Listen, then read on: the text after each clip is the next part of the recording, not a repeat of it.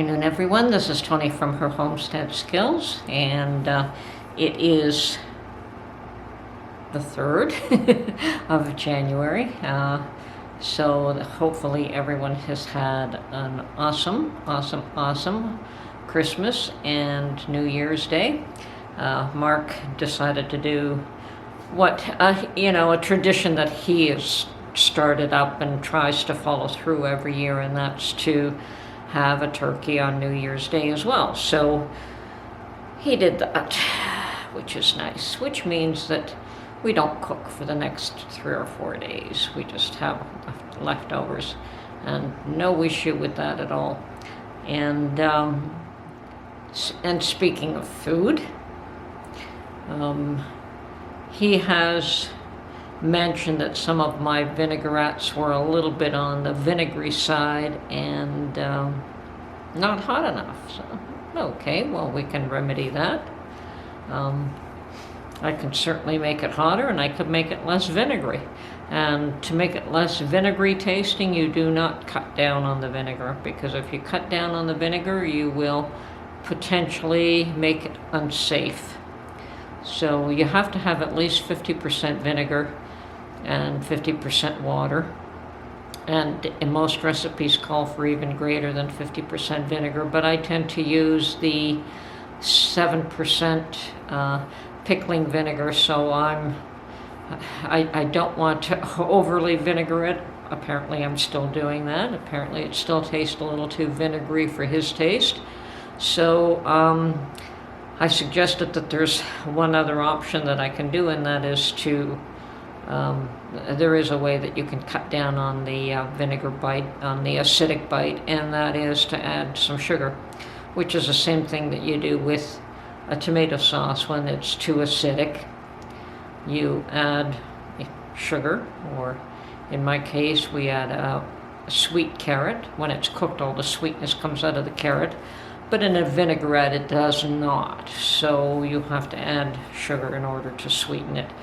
Now, I have seen recipes for sweeter vinaigrettes that have equal amounts of vinegar, water, and sugar, and for me, that's a little bit too much on the sweet side. So what I'm going to do is, once again, still equal amounts of water and vinegar, and then half as much sugar.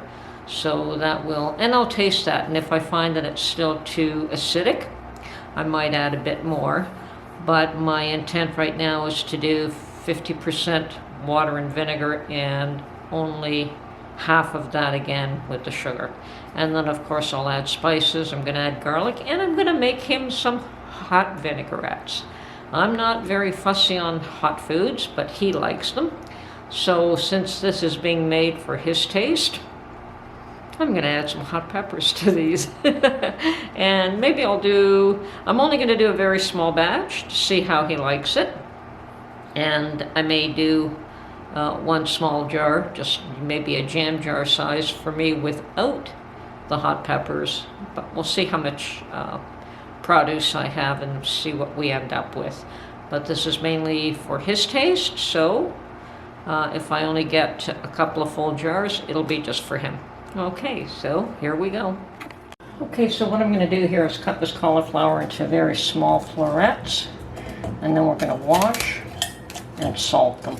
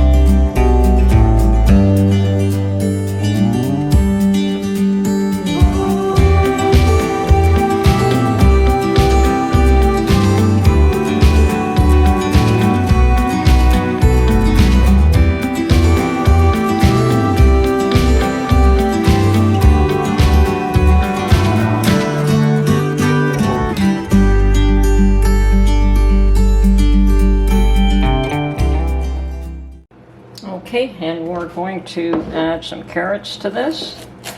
Now, I haven't pulled out my mandolin, although I do like the crinkly cut. But I'm going to try and cut these all as even as possible here.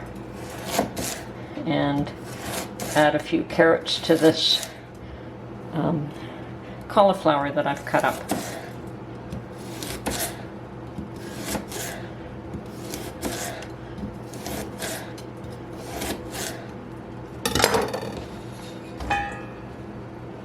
And that is what we're going for. And if I had some little pearl onions, I might add those as well, but I don't. So perhaps while these are sitting in salt, I may go out and buy some, and then again I may not. It depends on what I'm doing today, aside from this. Okay. I think I'll add one more carrot. Yes, I will. Okay. Okay, slicing up the second carrot. Watch the fingers, but try to get it nice and thin.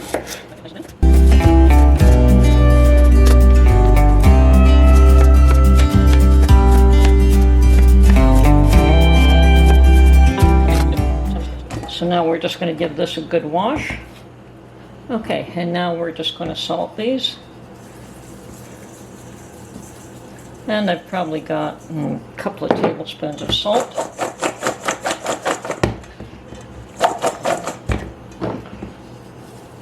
And some of this salt will be washed out anyway. What this does is it takes the excess liquid out of the vegetable.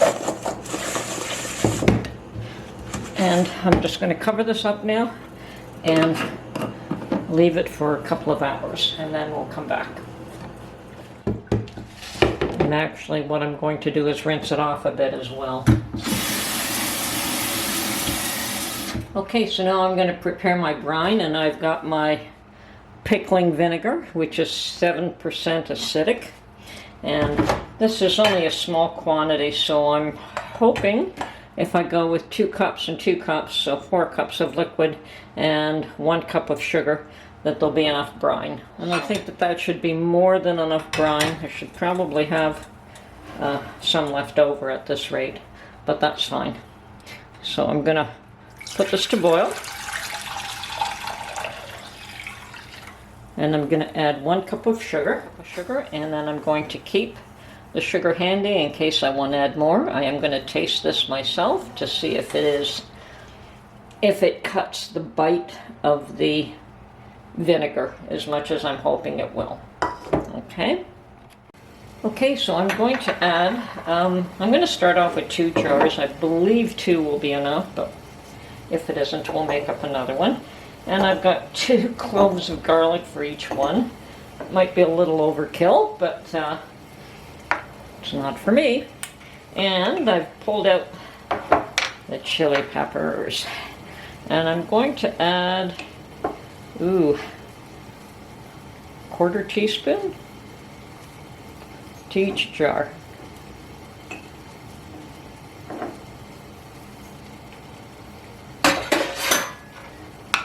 Now, I would also add salt to this brine, but because I've salted the vegetables already and I've tasted them and they're still salty even though I've rinsed them, I'm not going to add any more salt because I think I have more than enough salt in this as it stands. So at this point I'm just going to fill up these jars and pack them in nice and tight. My brine is boiling, and I may just add a little bit of the brine as I'm filling them because it tends to soften it, and then you can pack more in doing it. Now any extra brine I can save it and perhaps do another vinaigrette. So continue to fill up these jars. I should get 2, no problem.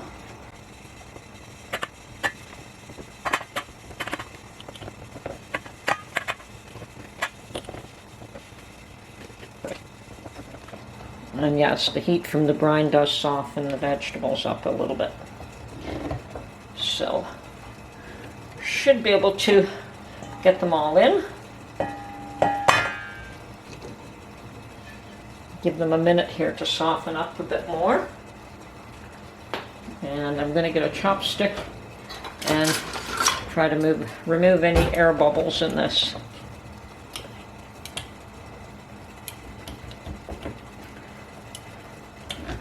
And you want to pack it down as much as you can.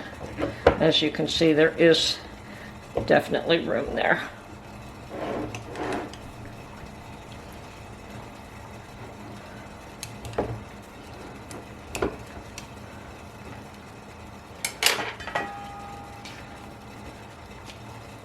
Okay, I think I'll leave it at that. I want, this one here is definitely has enough brine. This one here needs a bit more. And more than enough brine. I could have done half that quantity. So, hot and sweet. The one thing I forgot was to taste it. Oh my goodness. Let's see. Definitely still vinegary, but the sugar is good. Okay. Okay, so what I did is I filled up jar number 3 with the leftover brine. That was certainly enough to do that. And okay, so I'm going to clean off the rims with some vinegar. I've got these lids in this jar that I have washed in the past and put in this jar.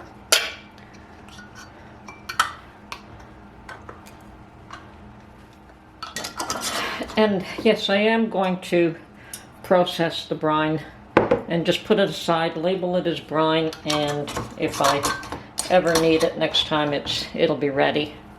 And I don't see any harm in just processing it along with these 2 jars. Now, you can see the little red pepper flakes floating around in there too, so that should make Mark happy. Let's hope. He says he likes things a little bit on the hot side on occasion, so why not make some specifically for him? I probably will not be eating any of that, but I might just have a taste. Okay, so now I'm going to just put this in a water bath canner, and I've got thing to put at the bottom there, and I'm going to put my 3 little jars. Now, these jars, you have to make sure that there is water. They're submerged underwater at least an inch or 2, so I have to add some more at this point. And this just needs to be water bath canned. Does not need to be pressure canned. My other pot would have been better, but this will work. The other one was a little taller and less wide, but... Okay, we've got it covered. Now this has to just boil for... Bring it up to a boil for 10, 15 minutes. 10 minutes is adequate, and then we will pull them out, and they should be sealed at that point. And as usual, I keep forgetting to say, putting the balance of the vinegar in the water to prevent the jars from clouding over with the minerals from the water. Okay. Okay, all 3 sealed. This is Tony from Her Homestead Skills. I hope you enjoyed this video, and we will catch you on the next one. Bye for now.